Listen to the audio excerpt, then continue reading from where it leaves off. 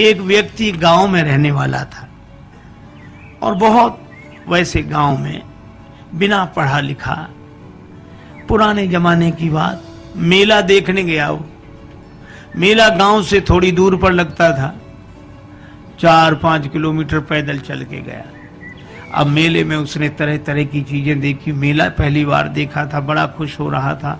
गांव का रहने वाला आदमी इतनी देर में घूमते हुए गया तो एक जगह उसने एक शीशा देखा, दर्पण, ऐसा आदमकद शीशा जो उसने देखा तो शीशे में उसने स्वयं को देखा।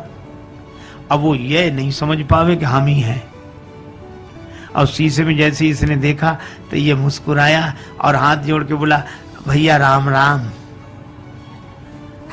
तो उधर से भी मुस्कुराहट दिखी, भैया राम राम। इसने कहा, वाह वाह, बड़े अच्छे भाई साहब हैं, पहली बार मिलने में भी इतने प्रेम से। अब ये कहे, और भैया सब ठीक है? तो वो भी ऐसे कहे। बस दुकानदार से बोला, ये भाई साहब कितने के दिए? दुकानदार ने सोचा चाहे कोई दर्पण समझ के ले, चाहे भाई साहब, हमें तो पैसे से मतलब। बोले 2 रुपए के।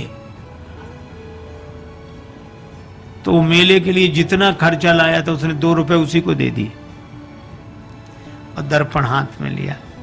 अब भाई साहब को बार बार देखे, बड़ा खुश हो।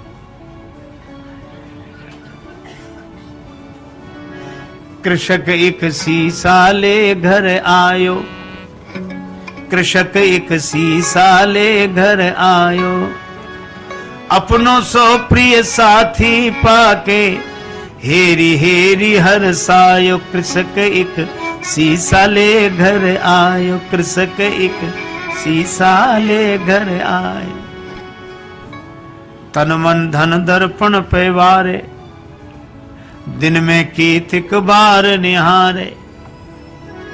बार बार नतमस्तक है के बैठक में लटकायो। कृषक एक शीशा ले घर, शीशा लेकर आया, बैठक में लटका दिया। अब वो तन मन धन दर्पण पैवारे, दिन में कीतिक बार निहारे, अपनों सो प्रिय साथी पाके हेरे हेरे हर्षाए। अब भीतर पत्नी के पास बैठे और थोड़ी देर में गए, अच्छा 1 मिनट रुको, अभी आया। फिर जाए, और भैया अच्छी तरह हो, बढ़िया है। फिर लौट कर आ जाए और मन में सोचे, बड़े अच्छे भाई साहब है, ना खाते हैं ना पीते हैं और हमेशा मुस्कुराते रहते हैं, प्रसन्न रहते हैं, बहुत अच्छे हैं भैया, वाह वाह। फिर जाए और फिर आ जाए। अब दिन में 2-3 बार ऐसे ही करे तो पत्नी को लगा कि पहले तो ये कभी ऐसे जाते नहीं थे, ये जाते कहाँ हैं? ठीक है, ये जब बाजार जाएंगे तब मैं देखूंगी। वो गए कहीं बाहर घूमने, पत्नी गई देखने कि देखूं तो क्या ये बैठक में क्या है जो बार बार। अब पत्नी गई तो वहां तो शीशा था और शीशे में जो पत्नी ने देखा तो उसे अपनी शकल दिखी। पत्नी बड़ी नाराज। अब मैं समझ गई, इसी की वजह से आता है। अब इसने मुक्का ताना, दांत कट गए, चू चू, तो उधर से भी मुक्का ताना, दांत कट गए। बस संभ्रम चली आई घरवारी, सन्मुख सुंदर नारी निहारी। आए गई है सौत हमारी, क्रोध हृदय में छायो। कृषक एक शीशा ले घर आए।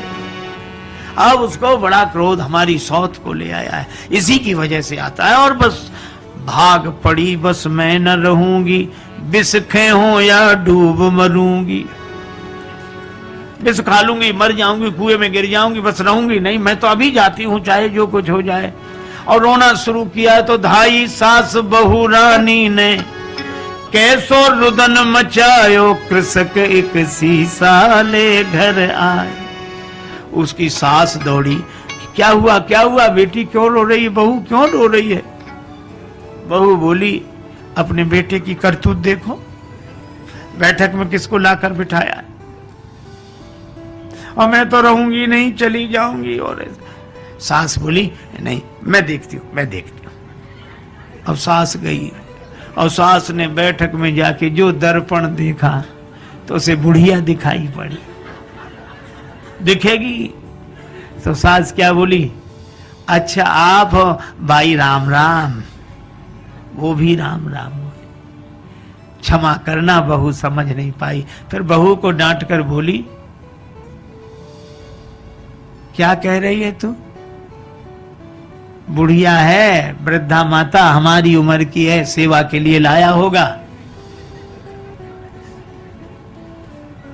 आई चली सास तत्क्षण में वृद्धा दीख पड़ी दर्पण में। बहू से बोली, अरी बावरी या बुढ़िया पर मेरो लाल लुभायो।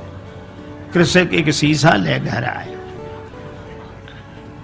अब बहू कहे कि नहीं नहीं तरुणी है और वृद्धा कहे कि वृद्धा है। अच्छा दर्पण ऐसा जो सामने आ जाए उसी को दिखा दे। बहू सामने जाए तो तरुणी देखो ये बैठी और सास कहे हट मैं देखती हूँ, वो देखे सो वृद्धा देखे। अब सास बहू का झगड़ा, सास बहू का झगड़ा आके ससुर निवारो। ससुर ने कहा क्या है मैं देखता हूं, क्यों ये कलह मचा रखा है।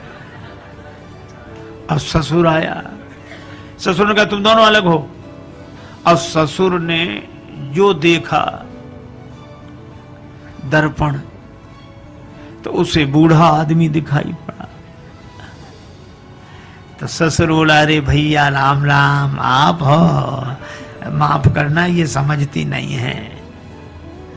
दोनों को फटकारा, दाढ़ी वालों पुरुष देख के दोनों को फटकारो। ससुर बोला ससुर अरी मूर्खाओ, धर के मानो देह लजाओ, मर न गई तुम नारी पुरुष को भेद समझ न पायो। तुम स्त्री पुरुष का भेद नहीं समझ सकी। सास कहे नहीं है तो वृद्धा बुढ़िया है। ससुर कहे कि नहीं बूढ़े भाई साहब बैठे, और बहू कहे कि नहीं तरुणी है। अच्छा अब एक बात बताओ, इनमें कौन आदमी गलत बोल रहा है? कोई गलत नहीं बोल रहा है, पर प्रश्न ये कौन सही बोल रहा है? कोई सही नहीं बोल रहा है और कोई गलत नहीं बोल रहा है। इतने में वो व्यक्ति आ गया, गांव में गया था घूमकर। क्या है? मां बोली बैठक में किसको बिठाया है? वो बोला हमारे भाई साहब हैं। बहू बोली भाई साहब है। एक तरुणी को लाकर बिठाया, वृद्धा बोली नहीं वृद्धा है। और ससुर कहे, वो पिता कहे कि नहीं वृद्ध व्यक्ति है। वो कहे नहीं हमारी तरह युवक हैं। अब जो दर्पण के सामने जाए दर्पण उसी का चेहरा दिखा दे। अच्छा अब आप बताओ, शीशा से बनते शुभ दर्शन, तापे मचो घोर संघर्षण। और इसके हाथ में जाए शीशा, उसके हाथ में जाए, इसके हाथ में जाए, और ऐसे हाथों में जाते शीशा गिर गया, टूट कर टुकड़े टुकड़े हो गया। और जैसे ही दर्पण टूट गया तो दो बचे कि एक ही। फिर दूसरा कोई था ही नहीं, न भाई साहब, न तरुणी, न वृद्धा, न वो वृद्ध व्यक्ति। एक ही था और एक ही है और एक ही। देखो कितनी अद्भुत बात। इसी तरह वह एक अद्वैत परमात्मा ही है। प्रेम में वह अनन्यता में एक होकर रहता है, ज्ञान में वह अद्वैत में एक होकर रहता है। ये तो माया के दर्पण के कारण द्वैत की अनुभूति हमें होती है और हम अपने ही उस चेहरे को एक में दो देख लेते हैं, भाई साहब और ये और वो, सब सारा संसार बन जाता है। लेकिन एक आदमी की अंगूठी खो गई, बड़ा परेशान। एक महात्मा मिले, महाराज मेरी अंगूठी खो गई, आप तो सर्वज्ञ हैं, सब जानते हैं, तो बताएं मेरी अंगूठी कहाँ है, बड़ी कृपा होगी। महात्मा बोले मैं बता दूंगा। तो बताओ महाराज कहाँ रह गई? कुर्ते की जेब में है, तकिए के नीचे है, कि मकान में रह गई, कहाँ रह गई? अंगूठी मिल नहीं रही। महात्मा बोले अंगूठी कहीं भी हो, पर जहां भी होगी सोने में ही होगी। अंगूठी सोने से अलग हो ही नहीं सकती। हा? और सच्ची बात है, हम सबसे अलग हो सकते हैं पर भगवान से अलग हो ही नहीं सकते।